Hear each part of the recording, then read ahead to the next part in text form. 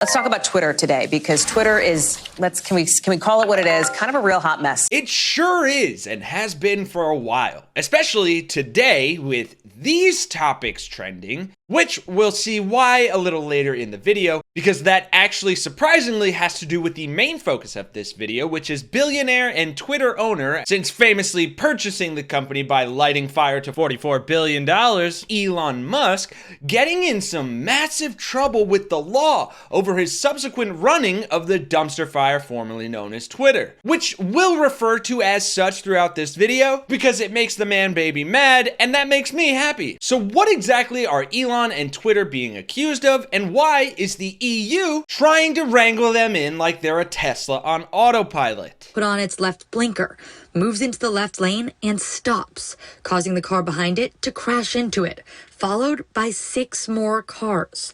One vehicle even gets pushed up against the wall of the bridge. Drop a like on the video, smash that subscribe button if you're new here, and let's break it all down. The European Union is calling Elon Musk to order over how he turned social media site Twitter into a haven for disinformation and illegal content. Which, let's be honest, it's not a shocker in and of itself. If you've had the misfortune of being on the hate-fueled, neo-Nazi sympathizing, bot-infested Russian troll farm excuse for a social media site in the past couple years, you've likely noticed just how toxic and disturbing it's been. I mean, where do we even start, right? Here is a foreign policy article that refers to the site as a sewer for disinformation, which frankly couldn't be a more apt description, noting few recent actions have done more to make a social media platform safe for disinformation than the changes to Twitter since its purchase by Elon Musk in 2022.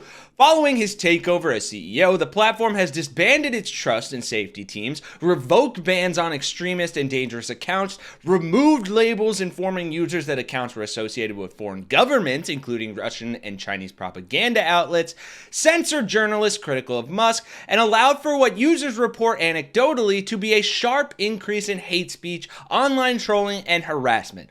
All this marks the decline of Twitter as a trusted platform for news and information. So it's essentially kind of what it would look like if Twitter was the US government and we handed the reins over to Trump again. I'm not going to give you a question. Can you state categorically? You are fake news. More on that comparison and the PDF file allegations in a second. You also have the infamous utter failure of the blue checkmark re-rollout and how that led to incessant fake accounts that are the literal definition of disinformation. Today, with fake accounts popping up everywhere, ever since Twitter took away its blue check marks for high-profile accounts like celebrities, politicians, government agencies, that little blue check, love it or hate it, that let you know that was the real deal, whatever you're talking to. So you had situations like these, a battle of the accounts to figure out who's real, who's not. Not the real account, not actual information. Remember, these check marks are only available now if you pay for a subscription to Twitter Blue. But there are some people who got to keep theirs without paying because Elon Musk is paying for them. He says he's personally coughing up the $8 to get those blue check marks back for a select few, including LeBron James, William Shatner, Stephen King. All of which collectively led the EU Commission today to formally charge Twitter for failing to respect EU social media law. And the platform could face a sweeping multi-million euro fine in a pioneering case under the bloc's new Digital Services Act, a law to clamp down on toxic and illegal online content and algorithms. And that is notable because Twitter will be the first social media platform to be charged under this new law. Now, Musk's Twitter has been in Brussels' crosshairs ever since he took over the company in 2022. They accuse him and the company of letting disinformation and illegal hate speech run wild, rolling out misleading authentication features, and blocking external researchers from tools to scrutinize how malicious content on the platform spreads. And it should be noted that the European Commission oversees X and 24 of the world's largest online platforms, including Facebook, YouTube, and others. And I gotta say, it makes sense that Twitter would be the first one being probed when you have hashtags like this trending currently that seem to stem from new leaked emails between Elon Musk, Jeffrey Epstein mentioning Ghislaine Maxwell, including Jeffrey asking Elon if he was able to meet up with Ghislaine at Kung Fu practice. And the entire drama seems to stem from this poster who takes credit for starting the hashtag posting it in response to what he claims is Elon Musk going through and deleting almost 100,000 photos or posts that accumulated under this hashtag, as well as some other damning information that the user posted, including court documents apparently talking about Epstein, Maxwell, and Elon's relationship, and others pointing out that Musk ducked a subpoena last year for ties to Jeffrey Epstein as well. All incredibly damning and disturbing allegations and revelations that, of course, the mainstream media probably will not be covering. And unfortunately, we have to literally go to the cesspool of Twitter to find.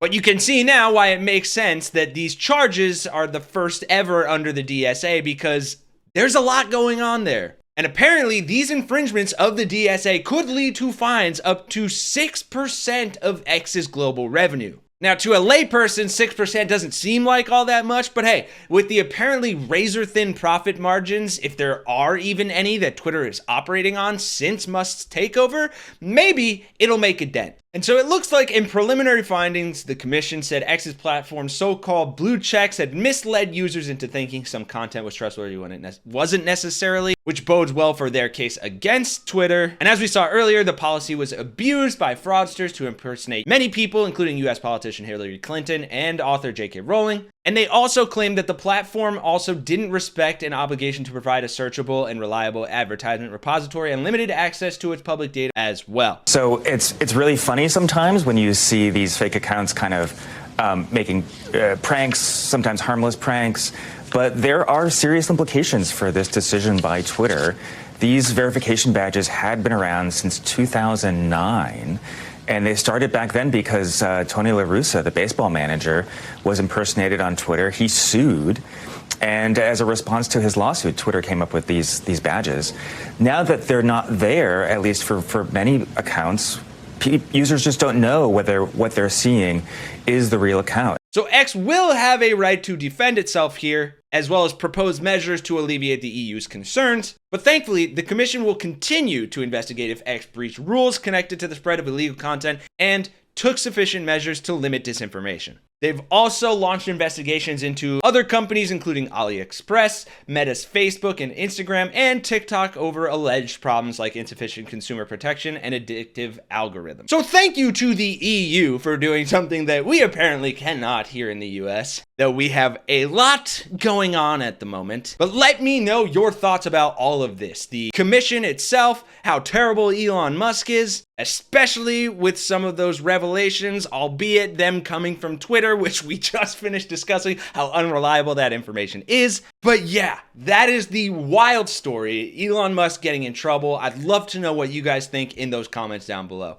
Thanks for watching, folks. For Really American, I'm Kenny Hess, and I'll see you all in the next one.